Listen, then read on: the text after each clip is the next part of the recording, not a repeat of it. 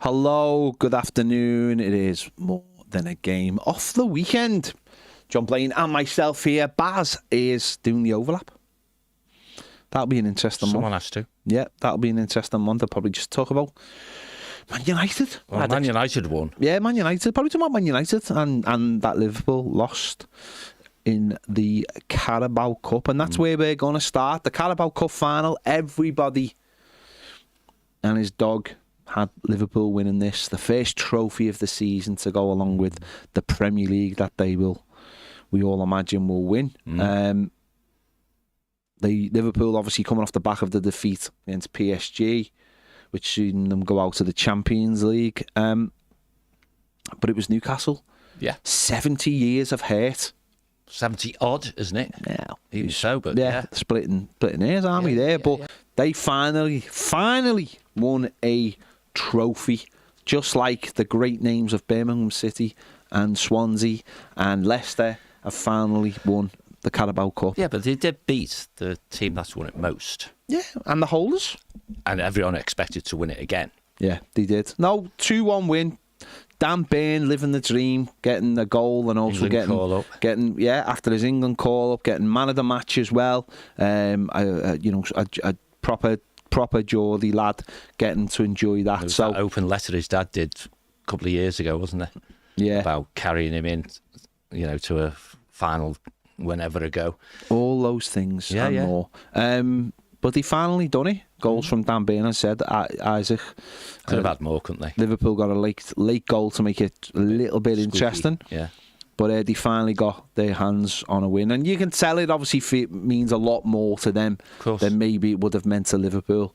And it's what they will hope is the start of something. You need something to kick. The Carabao Cup's always been really good at kicking off. Whether it's a long-term dynasty or... You're a winner now. You've won something. Yeah. So the post-match by the captain, and he was hugely emotional, wasn't he? Yeah. And it really meant it, and in his mind, he meant it for him, of course, but he's a winner from South America, but it was for the fans for him, wasn't it? And he come across as he really meant it. So no one did like him. He's a good player, but no one did like him as a person as well. But, inevitably, though, it becomes how bad were Liverpool, doesn't it? Yeah, I mean... I think 3 or more goals might not have flattered Newcastle. There was close calls on offsides and things like that. And then it did flatter Liverpool getting one late on, didn't it, to make it 2-1. Yeah, I was listening to local radio and they obviously watch Liverpool a lot more than I do, and they were saying it was the worst performance of the season and how offered they were, and Newcastle fully deserved it. Well, emphatically. Yeah, and just how Liverpool's sort of season started to peter out a little bit, which is, listen, the 12 points cleared in the Premier League. No one expects them not to win the Premier League, but obviously in the last few weeks, going out the FA Cup, going out the Champions League this week, and obviously losing that cup final, they've gone again from being a club that people were talking about winning all 4 to winning 1. Don't get me wrong, it's a massive one. They're going to win the Premier League. I fully expect them. It's the one. Yeah, it is the one. If you're going to win one, that's the one you want to win. So, it's up to Liverpool. Will obviously now want to get back to winning ways. They've got a break of 2.5 weeks till they play Everton in the Merseyside derby. So it's up to them, isn't it, to get everybody back. They'll have a lot of players going on international duty now, but it's up to them to get everyone back and concentrating on winning the 4 or 5 games that they need to win to see them over the line, and they should, shouldn't they? They should get those wins. They haven't suddenly become a bad team. They've just suddenly, the squad's just hit the wall that a lot of squads hit at this time of year. We saw yesterday they had to play without a recognisable right back, and 1, 2, 3 would be Trent, wouldn't it? And who else? Gomez would be, and then Bradley in the middle. Yeah. So the 4th choice Quansah is centre back. Yeah. Playing right back. Yeah. So listen, it's a big win. It's a big thing for Newcastle, obviously. And as I said, they hope that's the start of their journey. They'll be now push on to try and win the Champions League. They've guaranteed Europe, obviously, for next season in one capacity, but they'll want to do more than that. Sure. They'll want to push on and get a Champions League place. And if they get a Champions League place, then what a season. If they win the game in hand, then they go in the top 4, don't they? And that would be a massive season for them. And well, they probably need Champions League, don't they, to keep Isaac? Or do we think? I think. Do you think he's going anyway? No, I don't think he is going. I don't think he is going. I don't think anyone can afford them at the moment. There is that, yeah. Just from, I think if they get Champions League, they can guarantee they can keep them for another year, and I think that takes a lot of pressure off PSR as well. Does that totally. Guaranteed money. They can spend money as well. Because you're talking 8 guaranteed games. I think most English teams are going to get into the knockout one way or another. Sure. So that's guaranteed 10 games in the Champions League. 5 guaranteed Champions League night at home, sell out. The money that comes with it, that's huge. That's going to sort your PSR out in one swoop, and that's what they've been worried about. And I think their big turnover year was when they were in the Champions League, wasn't it? Yeah. And the problem was that it was a one-off. But a club with that stature and with the pull that they can have with the ownership, they need to get above the watermark on PSR or whatever succeeds it. Yeah. And a couple of Champions League runs would do that. And they'll have learned the lessons from the first year. I think Eddie Howe will have learned the lessons of the first year, how to juggle your squad. I think he got it massively wrong last time, he did. Playing so many players in December. But also, I think because of the new format, that takes that away as well. Not having all those games in December to juggle, I think he got it wrong, whereas now it goes into January. It's a lot more spread out. And I think... Yeah. They've still got a really shallow squad to compete on multiple fronts. Yeah, they'd have to obviously go heavy in the transfer market, but they probably feel like they've got the ability to do that now. So, first trophy, congratulations to them, and they'll be hoping for Champions Literally League forever. Feels for it is, isn't it? Yeah. It is. Back into the Premier League. Does that make Spurs the longest? I don't know. When did they last win something? No, they won then like 2000 and something, didn't they? Or FA Cup or League Cup or something? League Cup. It's mostly the League Cup, isn't it? Yeah. No, the big clubs, now it's Everton. Yeah. Really? Yeah. Now it's Everton. Yeah. Talking of Everton, face West Ham on Saturday, 3 o'clock kickoff. Not going to be many of them left at Goodison Park. No.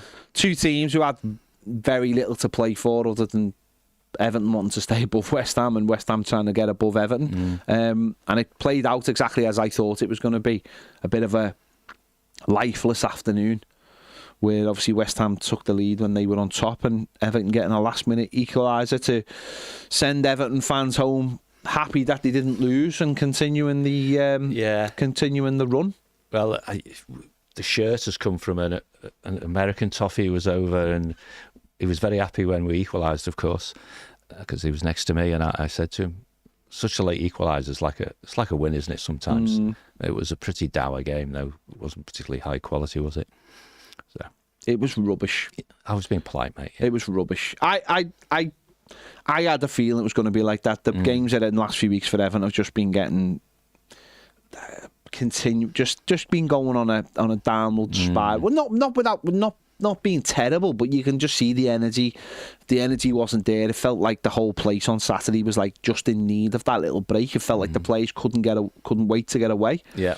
One's either who going on international duty, and I'm sure some will have gone away who weren't on international duty straight away, because obviously it is for Everton 2.5 weeks. So like Liverpool, the extended break might do them good. Yeah, and I think for Everton, certainly the players coming back, and we saw that, didn't we? Broja and Schmidt coming off the bench give everyone a big boost, didn't he? So yeah, it finished the draw, which is probably right.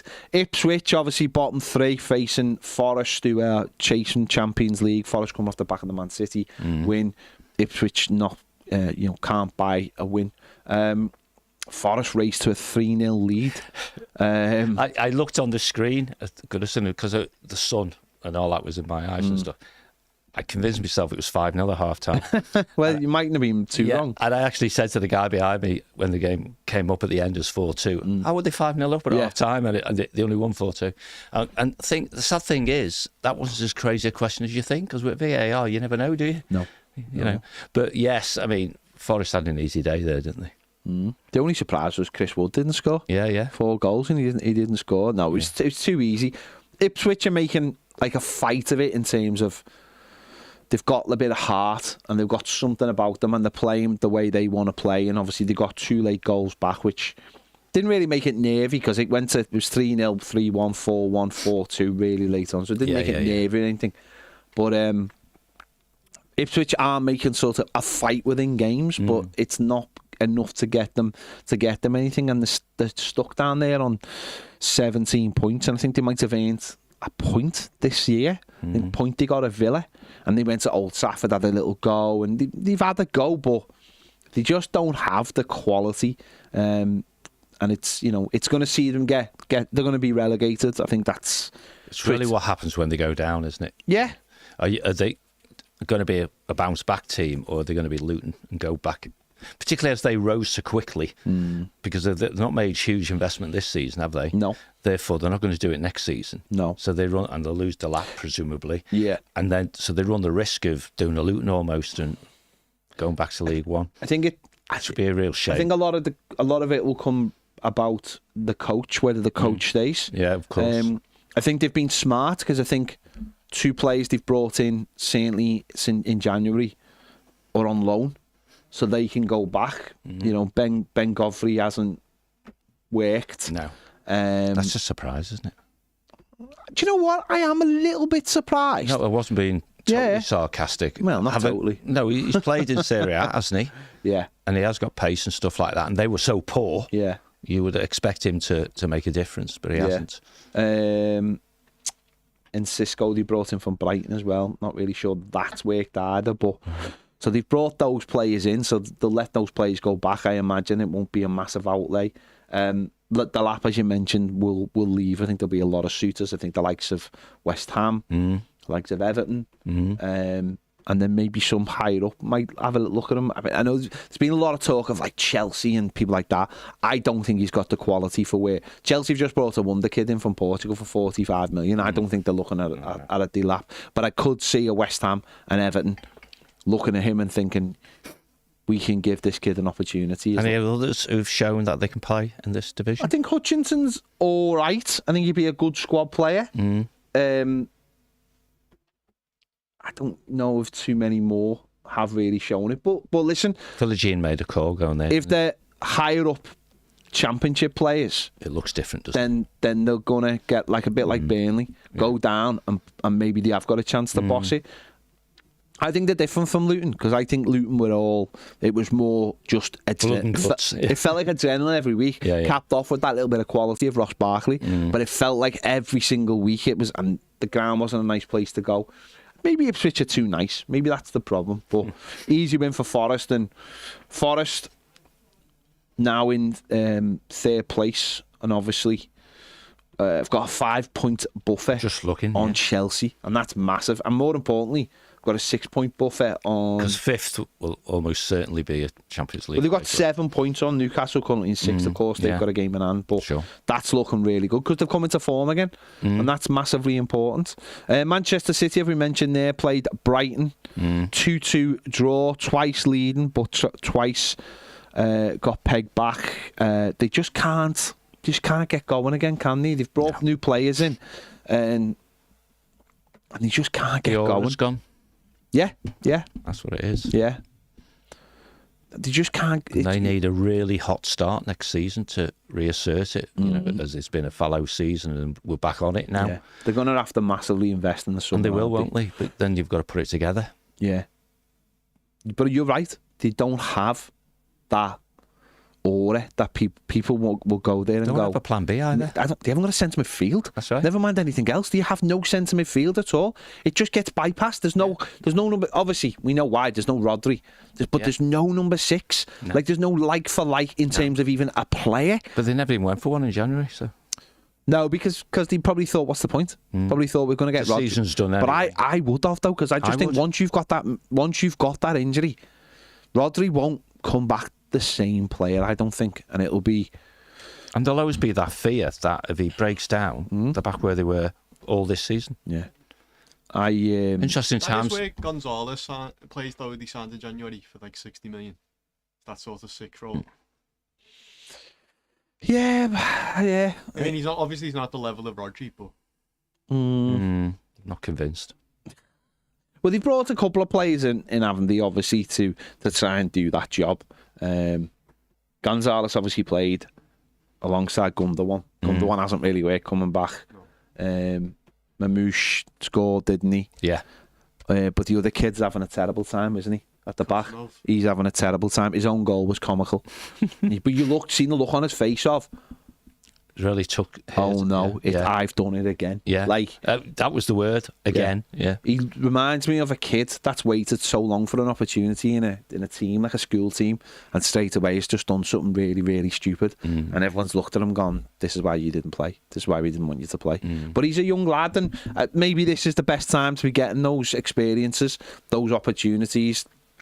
Getting rid of those mistakes. But bringing from Brighton again, they've stayed in the game, they've gone with it, they've had a real go at them. They never thought they were out of the game, and most of the second half has been, they've scored the equaliser in 48 minutes and probably expected Man City to come right back at them. Aren't they? Yeah, they're up into 7th place. They're only a point behind Manchester City. The same points as Newcastle. Newcastle got a game in hand. A couple of points behind Chelsea, so they've still got a massive opportunity, and there's only really one thing left in the Premier League that most people are looking at. It is the chase for the Champions League spot. Yep. So they've kept themselves in that. Going back to the bottom half of the table, Southampton took on Wolves. Obviously, we saw Wolves last week take a point at home to Everton.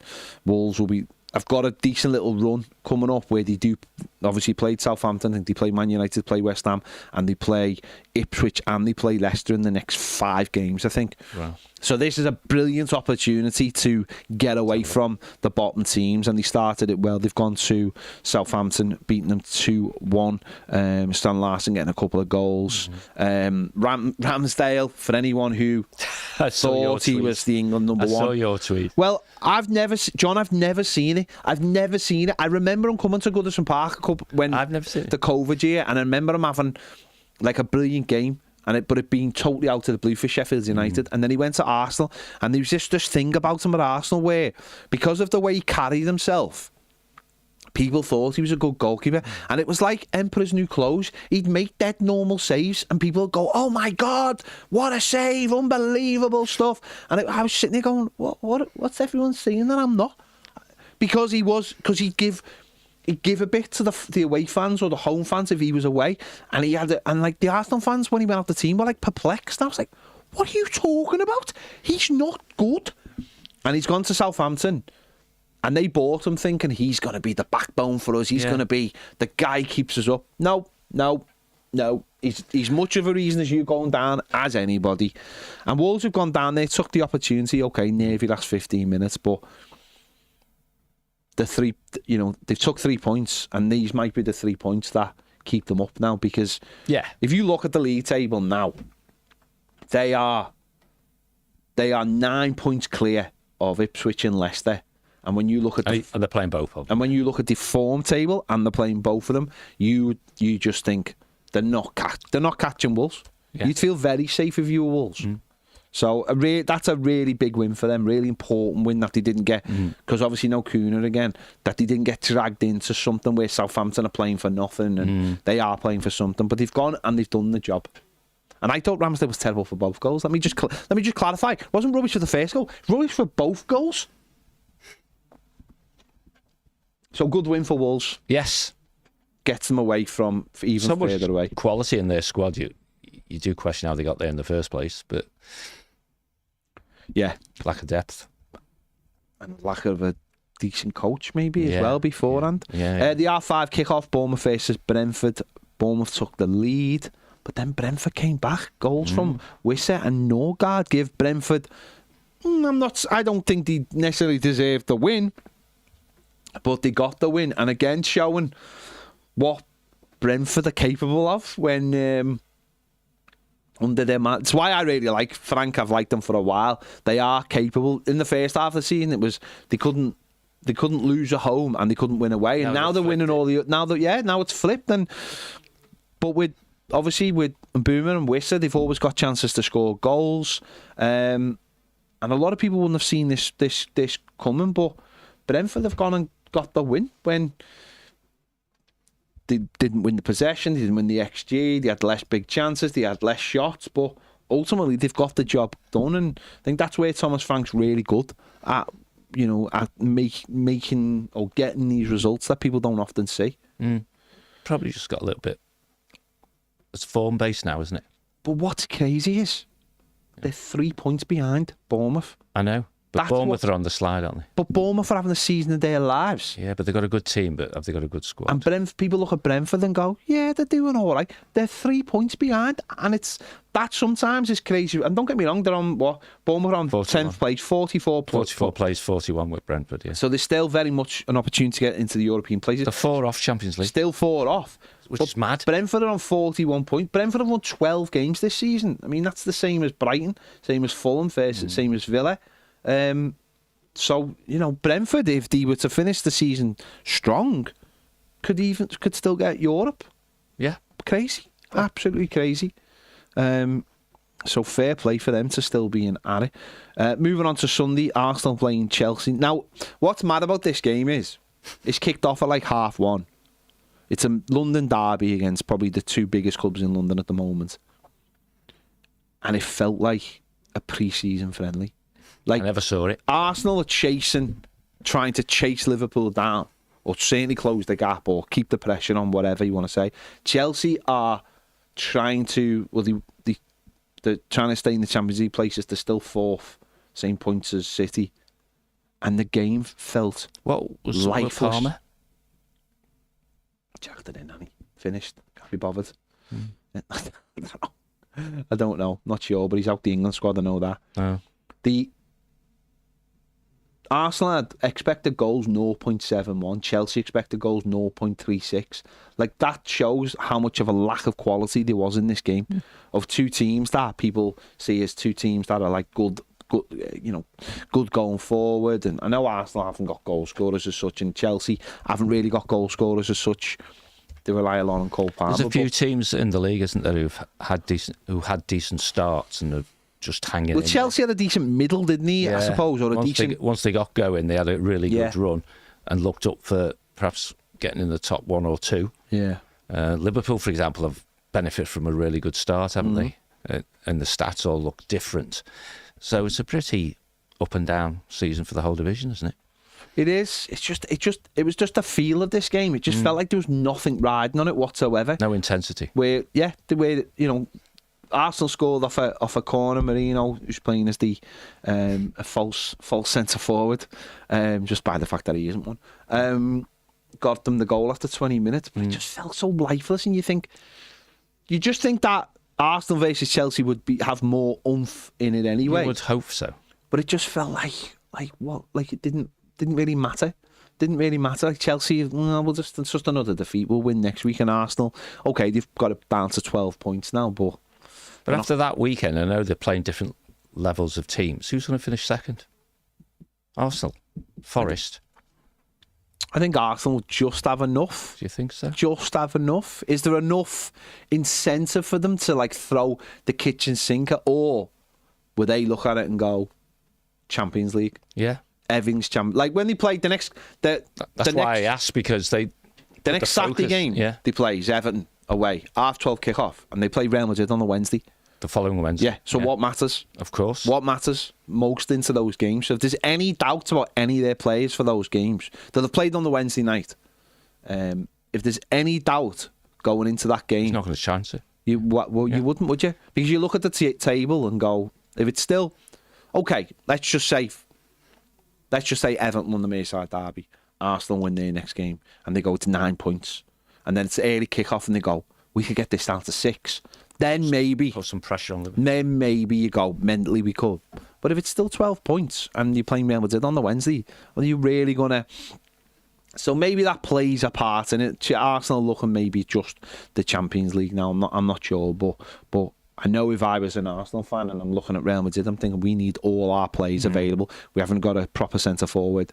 We need everyone at their best, ready. You know, if there's, I don't know whether Saka's going to be coming back, but you don't risk Saka at Goodison or half 12. No. You know, you don't risk that. You think, no, this is a tough place to come. These are fighting for their, we're not fighting for our lives, but at Goodison, we're like, we don't want to lose at Goodison. So, interesting. But you're right, and you've said it indirectly, that the feeling is the 3 going down's done. Yeah. Champions are done. It's all about Europe stroke, or Champions League stroke Europe. That's what really matters. You know, and Arsenal will be thinking, well, we've done Champions League probably in our league placing already. And why wouldn't you focus on something you can win versus something you can't win? Or you've decided you can't win. And you're right, if some miracle happened and Liverpool lost their next 2 games and they won their next 2 games and it's 6 points and then they've got to play each other, all of a sudden it does have spice, doesn't it? But Arsenal just don't come across as anyone who's going to do that. And the other side of it is, the Champions League feels so open now as well. It does. If That's you what can this format's brought. If you can get past Real Madrid, then it suddenly opens up and, okay, Barcelona are playing well and obviously Bayern Munich, Harry Kane scoring the goals. But you do look at it and go, PSG are obviously doing very well. Yeah. You look at it and think, this is massively open now. It is. And, you know, 2 legs, you'd rather play Real Madrid over 2 legs, I think, than in a one-off game in the final. So, where you've obviously got that home advantage. So it's going to be really, really interesting. But you can tell, I just feel like their eggs are in that basket at the moment. Quite likely. Yeah. Fulham played Tottenham again, another game where you looked at it and just thought there's not much riding on this game. Spurs trying to just climb up the table. Obviously, they're still in Europe as well, so their focus will be on that as well. If they can win the Europa League, obviously they'll be in the Champions League next year. And of course, their manager always says he wins something in the second season. So they're still, and that's still very open. Fulham 3 off Champions League. But Fulham 2 late goals gets them the win, and they'll still believe Europe is a possibility for them. You said Bournemouth before were having the season of their life and they're 10th. Yeah. Fulham are having a great season for them. Do you think that makes them relax and play better football because pressure's lower because you're doing well already, or they don't have that belief that they can actually finish 5th, say? Is the pressure ever on Fulham? And I don't mean that in disrespectful. No, that's why I say. Yeah. Because I just think they're a team. I don't think their fans put enormous amounts of pressure on them. I don't think like Brighton in that respect. Yeah, I don't think they have there's never a media sort of outlook that ever suggests there's any kind of media pressure on them. They are a nice little club with a nice following. Doesn't mean it doesn't mean as much to them as a fan base. Don't get me wrong. Of course it does. But in this game, when Tottenham come in and they've just played on the Thursday night, they can relax. They're doing well. They should get a top half. Well. They should have a top half finish. Yeah. And when the players were flagging, obviously for Spurs late on, Fulham have took advantage of that and got the 2 late goals. And as you said there, they're into 8th place, 45 points. Still could get a Champions League place. As it sits, 5th place, 3 points behind 5th. But without that pressure, then you think, yeah, they could still get this.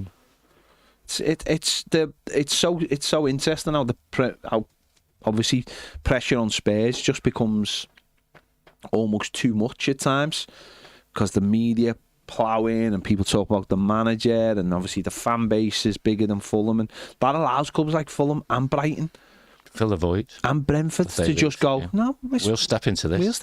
It's not a problem. So big win for them. And then the late game, obviously Manchester United travelling to Leicester. Obviously Manchester United got a really good win on Thursday night to progress in the Europa League. But whisper it like Man United are starting to, things might start just be happening at Man United. They're starting to get a grip. They'll still be big in Europe, won't they? One-offs almost. Yeah. I know it's 2-legged, but as long as Fernandes can hold his form together. So I think they rely on him heavily, don't they? But yeah, you might get out of it that, hammer in with a trophy. Yeah. Well, Man United have won 4 of their last 10, drew 3 and lost 3. Palace, Spurs and Fulham have been their defeats. But I just feel like in the last few weeks they are starting to get a grip. You reckon? Just of how they want to play. I think that's something I've noticed in the last few weeks is Fernandes is driving them forward, and he scored another cracker in this game. He's driving them forward, a hat-trick on Thursday night. And I just feel like that's bought the manager a little bit more time to implement the way he wants to play. And don't get me wrong, they're not, like last week against Arsenal, I thought they were dour. But it's just allowing them to start playing, whereas people were questioning, why did he continue to play like this? Because this is the way the manager wants them to play. And I just feel like they're starting to get a grip of that, and it's leading them to score more goals and improve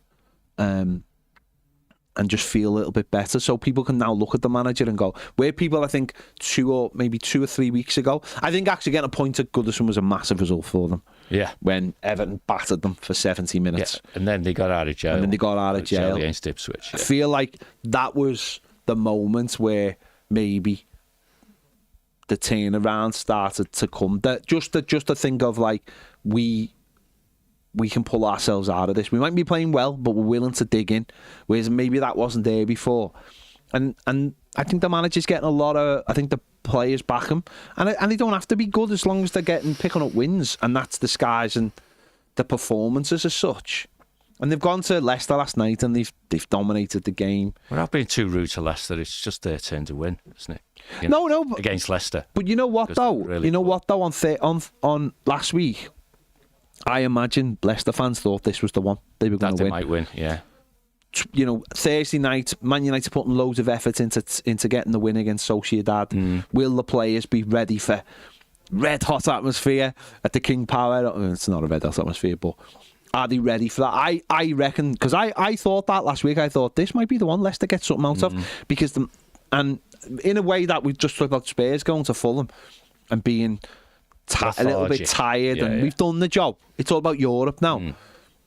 Man United have gone there and they've battered them, and they've got 3 goals, and it's pushed them up the table. And I think Man United could possibly now have a really decent run in, and that could propel them to win the Europa League, because they're still unbeaten in Europe, which for the Europa League doesn't happen too often. I'm not convinced by the league form stuff, but I do think there's a lot of quality players there who are not, they're performing to less than the sum of the parts, aren't they?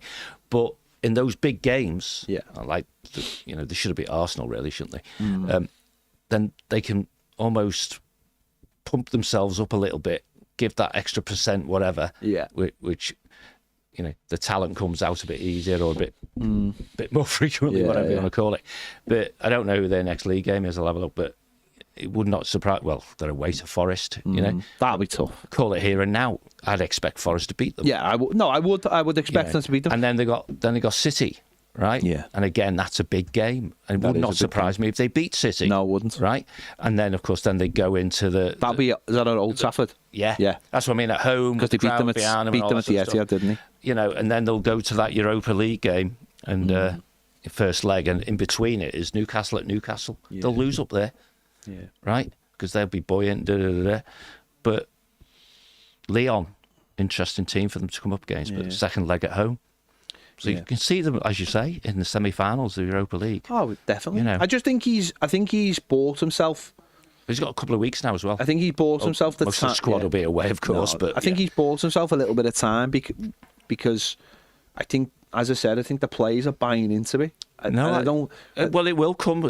Almost day by day, it'll come, won't it? Yeah. Because again, Ratcliffe's been interviewed, hasn't he, and said they're fully behind him. So any players thinking we can ride this out and this manager will get the chop, no, he's not going to get the chop.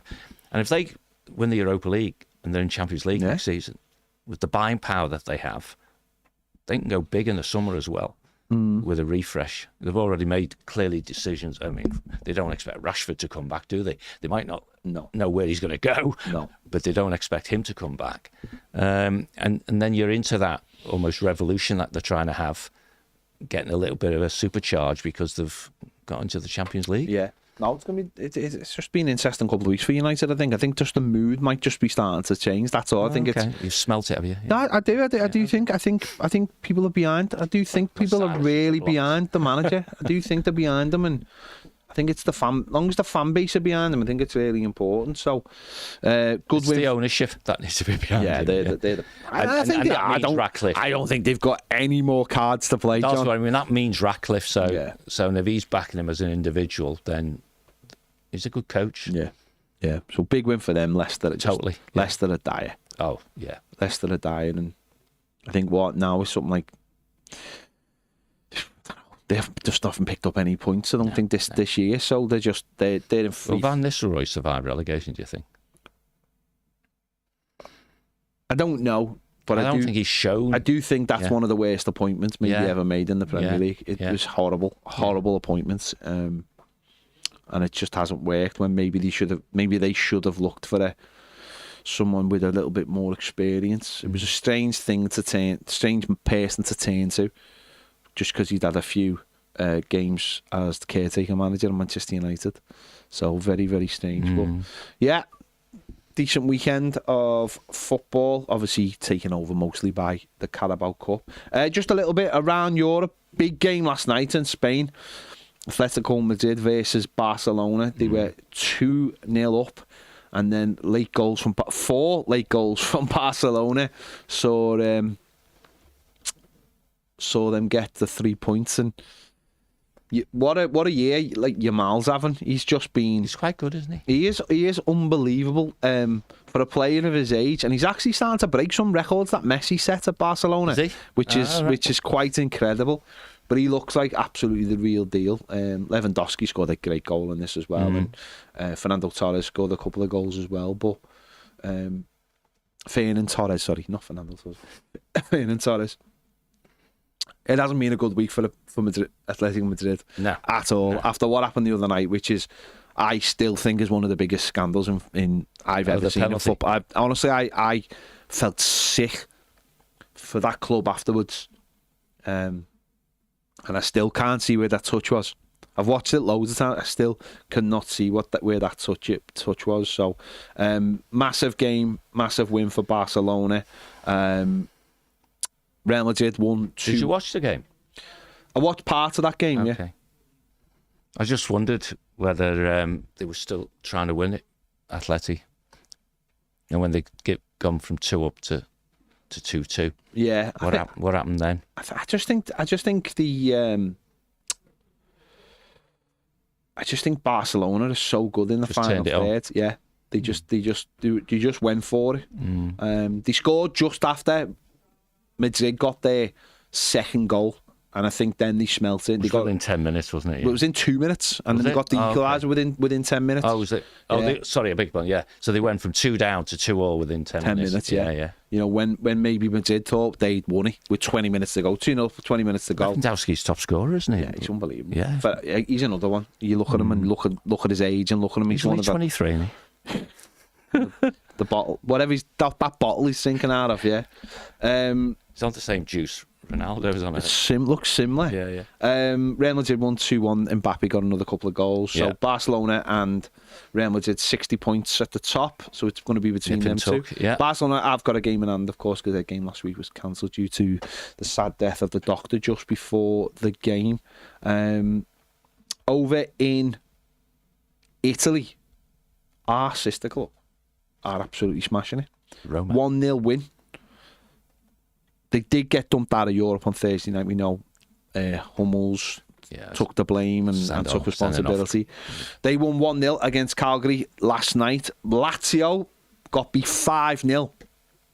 And Roma have gone within 2 points of them now in the league. In the league table, 2 points behind them in the league. They've got 49 points. Lazio got 51 points. Lazio in the last European place. So if Roma can go above Lazio, I mean, it will all be forgiven, only for the Freakins after the start of the season. Ranieri coming in and Bit of a mad start, wasn't it? they've been unbelievable in the league. Their form in the league is just like Not a cracking run. win. So they just seem every week to be able to get those wins. And as I said, Lazio were beaten. At the top of the table last night, Inter beat Atalanta 2-0 to go 3 points clear of Napoli. And a game on Saturday with just something that might interest you. I'm sure you're aware of this, but Delhi made his long-awaited debut. Came on with 10 minutes to go against Milan and was sadly sent off. Yeah, within 10 minutes. It was quick, wasn't it? He was. He basically put his studs into the back of Abraham, was it? Yeah, Loftus-Cheek. Oh, wasn't Loftus-Cheek. it? Loftus-Cheek. Yeah. Kyle Walker did his best to stop him being sent off. He was trying to tell the referee to leave it, which was weird because the game was still only 2-1 and it was still in the last few minutes of the game. So, but the positives is he's back on the pitch. On the grass. But now he's got a bit of a wait. Yeah. Not only is there an international break, but he's going to have to wait for after that for probably 3 matches, I'd imagine. Was it a 3-match one? Probably if it's dangerous play, then I imagine it'll be 3 games. But at least he's put himself back into the contention of back on the pitch. It's been 2 years, so it is nice to see him back on the pitch. But what a disappointing way to end the game for him. Yeah. After everything he's gone through. Made it memorable though. It was a memorable return. We all know he's back. Yeah. We all know he's been back. in the news. Yeah, we all know he's back. So there you go. Over in Germany, Bayern drew 1-1 with Union Berlin. Well done. John Darshall be made up. Yeah. And they'll all be dead happy when you arrive this week. I know, yeah. They'll all be buzzing. Yeah, but they'll all be buzzing. Yeah. They'll all be buzzing. They were losing 1-0, Sane goal for Bayern, and then they got a late equaliser to get the point. So good for them.